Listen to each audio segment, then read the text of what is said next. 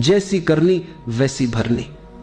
अब इस वाक्य को सुनते ही कई लोग डर जाते हैं। उन्हें लगता है कि यह किसी सजा की चेतावनी है, जैसे कोई भगवान बैठा है जो हमारी हर गलती को गिन रहा है और समय आने पर दंड देगा। लेकिन सच ऐसा नहीं है।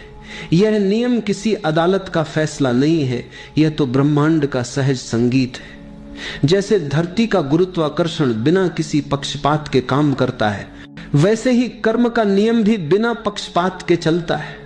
आप चाहे गरीब हो या अमीर, हिंदू हो या मुस्लिम, शिक्षित हो या अनपढ़, यह नियम सभी पर समान रूप से लागू होता है।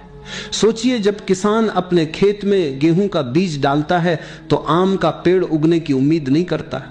वह जानता है कि जो बीज डाला गया है उसी का फल मिलेगा।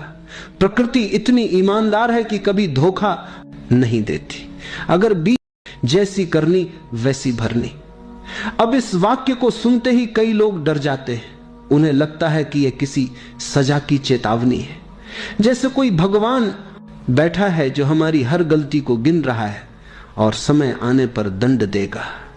लेकिन सच ऐसा नहीं है। यह नियम किसी अदालत का फैसला नहीं है, यह तो ब्रह्मांड का सहज संगीत है।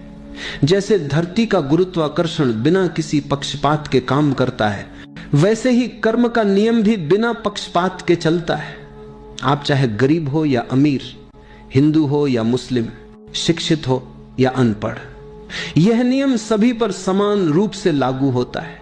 सोचिए, जब किसान अपने खेत में गेहूं का बीज डालता है तो आम का पेड़ उगने की उम्मीद नहीं करता। वह जानता है कि जो बीज डाला गया है उसी का फल मिलेगा। प्रकृति इतनी ईमानदार है कि कभी धोखा नहीं देती। अगर बीज